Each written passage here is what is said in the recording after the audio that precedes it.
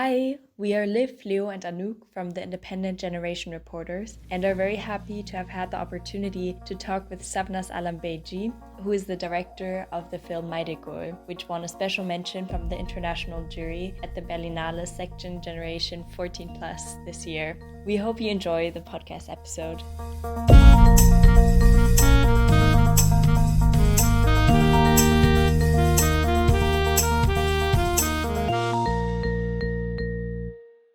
So just before we start the conversation, here is a quick summary of the film.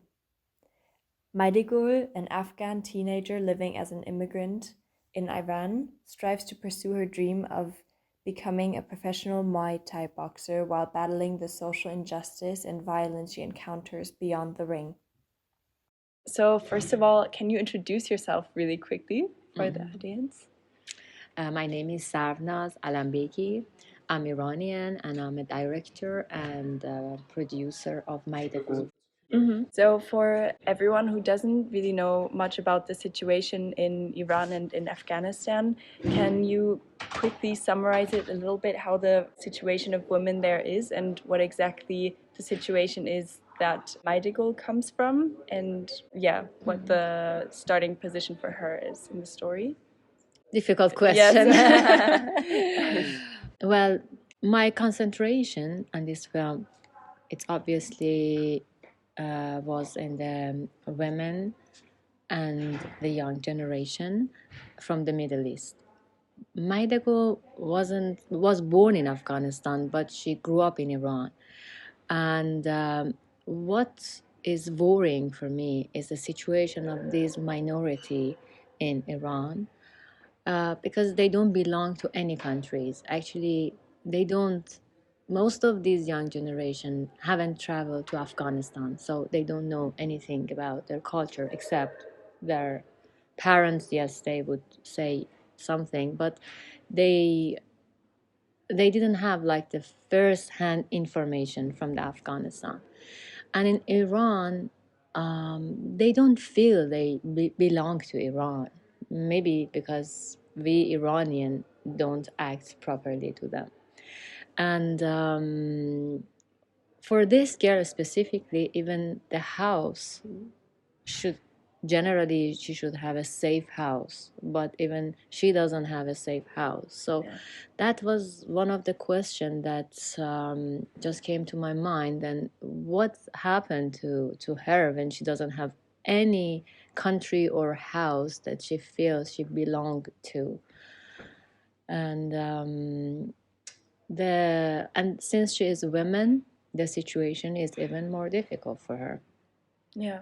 So how did the idea for the film emerge, and how did you choose particularly a Maydegol to focus the film around? I didn't know Maydegol at first. I met Muhaddisa first, and she introduced the other characters to me, but it didn't happen like in a short time. Actually, Muhaddisa and I were very close, and we started to researching about the community of young generation of Afghan who live in Iran, and she was really honest and she helped me a lot to know more about them. And so she introduced several girls to me, and none of them were the right for this film. So we just kept going and going. And one day she said that there is one girl in her club, sport club, and she said, "I think you may like to meet her." And I said, "If she likes, yes, it's okay, we can meet." And I went to her boxing club, and immediately when I met her, I think there is a beautiful story that it's good the world knows about women, about everything, immigration, about domestic violence. So everything was there, and she was very determined to just say all this thing out loud. So that was really valuable for me, that she trusted me and she gave all those materials to me. And that was the first step we just started. How did you build up this trust with her, and how long did it take? It it took a lot. It didn't come up like in a short time. And I think trust is the most important thing for making a documentary. Yeah. And it wasn't only that she trusted me, I trusted her. I mean, that was like a very unusual and beautiful relationship that we both made it. And sometimes when she shares something private to me, I thought, okay, maybe I can just share something private to her, that she felt comfortable, because I didn't want to just to be receiver. I think we should give and receive to each other. So that's what I did. And I just wondered, how did you manage to catch these so important moments so authentically?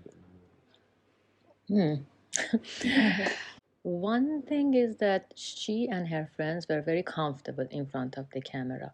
They helped me a lot. And I think that's one of the quality of the young generation, because you born up with this camera, and I mean, that's what I have noticed.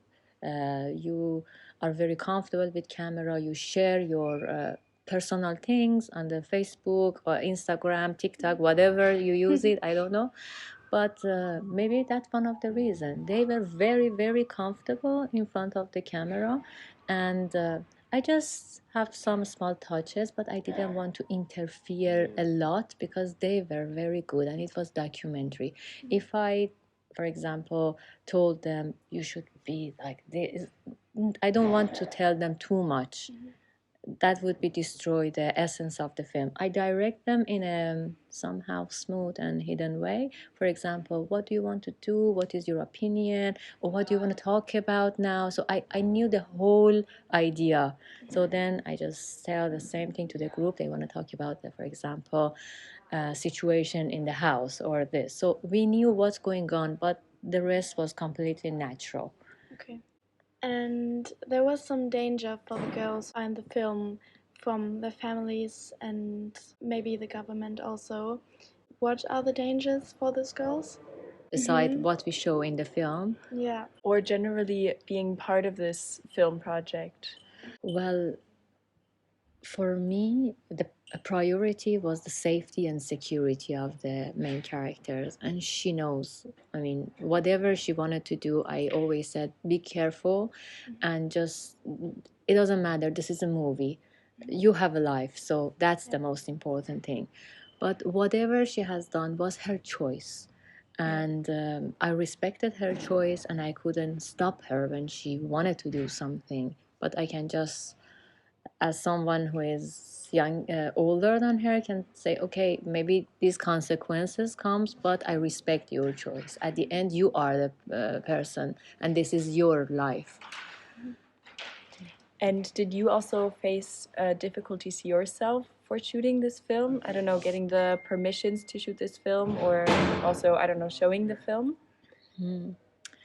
Yeah, I had a very big challenge.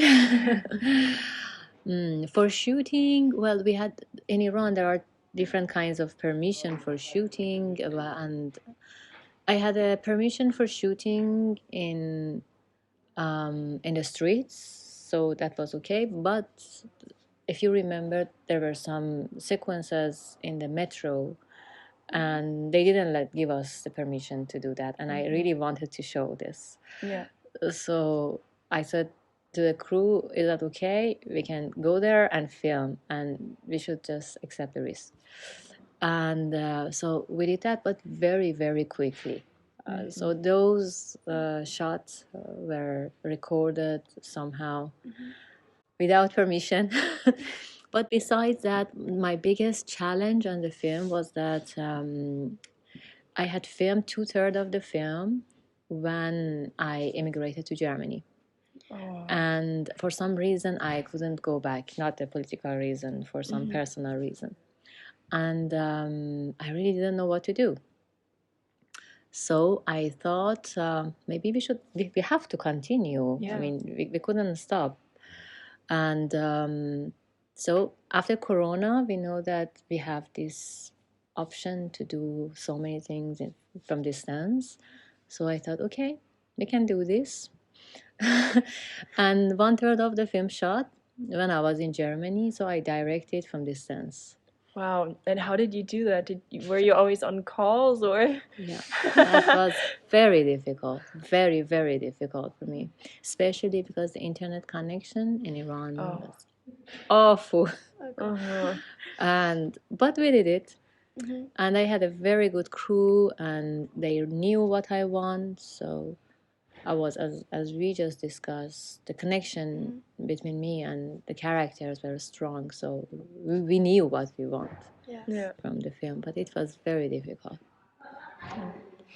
And she had two names, and does she identify with both of them? And could you quickly explain why she have two names? That's a very good question. Very important one, because one of the biggest problem in this film is identity crisis. So she doesn't know who she is. She doesn't belong to any country. She has two names. Her life is exactly like the two names that she has. I think that's a very good example. And sometimes she's Razieh, sometimes she's Maydegol, and she's discovering who she is. And it's her choice, because one name is Afghan name, Maydegol is Afghan name, which means broken flower, and Razieh is another name. That, as she said, it's a simple name. That's a name that is on her ID card, and her parents somehow, after she received it, they put the name. They don't care about her that much. And even in one part of the film, she said that all of us were born on the same date. Yes. Wow. Yeah, because no one really cares about the exact date of your birth. Wow. So she In doesn't Afghanistan, in Iran, no, we have it, but in Afghanistan, it's like most of the Afghan people have this date. Wow. Yeah. So they never know when their actual birth date is. Wow. It's again another thing which, she wants to know who she is exactly. Yeah. And now that the film is here in Berlinale, she's really, really excited, and she feels that somebody can see her finally. Yeah. Yeah, absolutely. Well, that brings us to our next question as well. Are you still in contact with her and with all the other girls as well, and the team maybe that is still in Iran, or yeah? We have a WhatsApp group, and every day I just updated her about everything that's going on in the festival, and even one idea we have, I just keep recording people if they want to say something to her. So even if you like, you can say something to the girls, and I send that to her. Oh, that's so nice. Yeah. Now she is, I think, 20. Yeah. And yeah, she continues. It's like fighting for her life. It's not only the match for her. Yeah. Yeah. Wow. And how did the situation with the passport now? Thank you for reminding this, because it's very important. She went to Afghanistan some months ago illegally, and with so many difficulty and hardship. It was a short time in Afghanistan.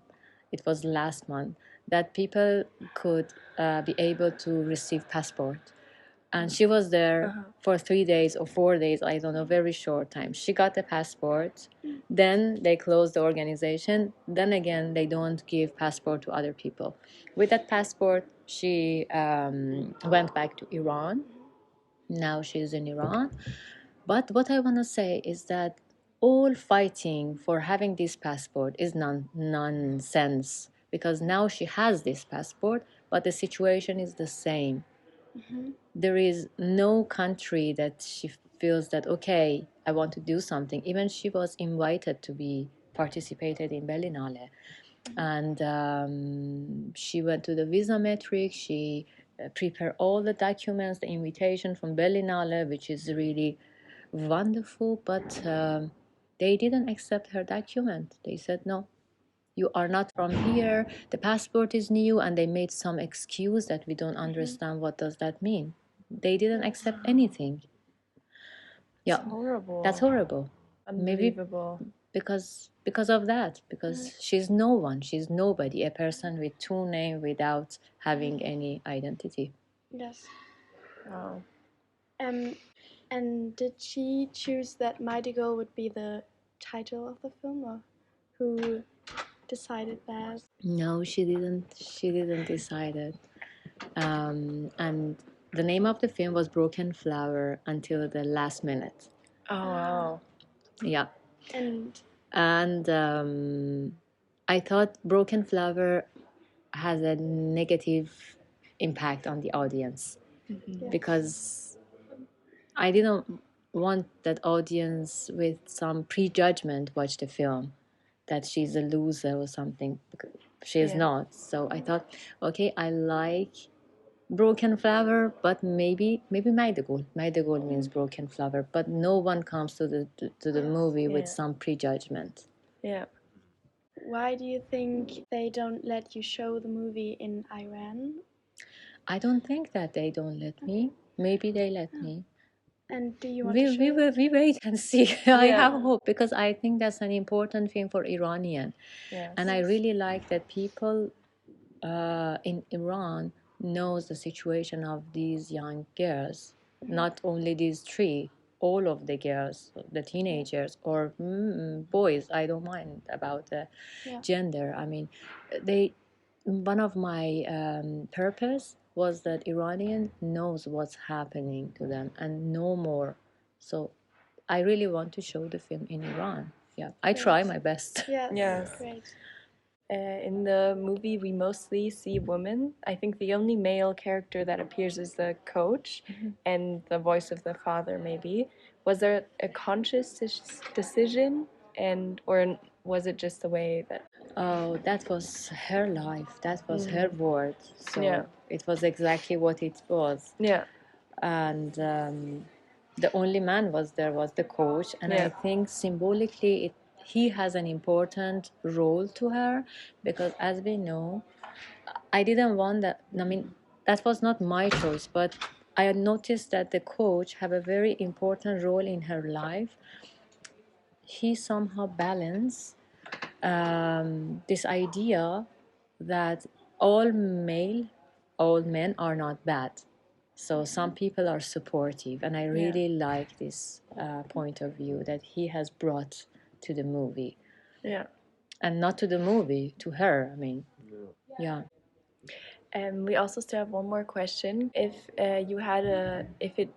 there was also a conscious decision on which emotion the audience should leave the film with or be left with at the end, and I want to send a message of hope.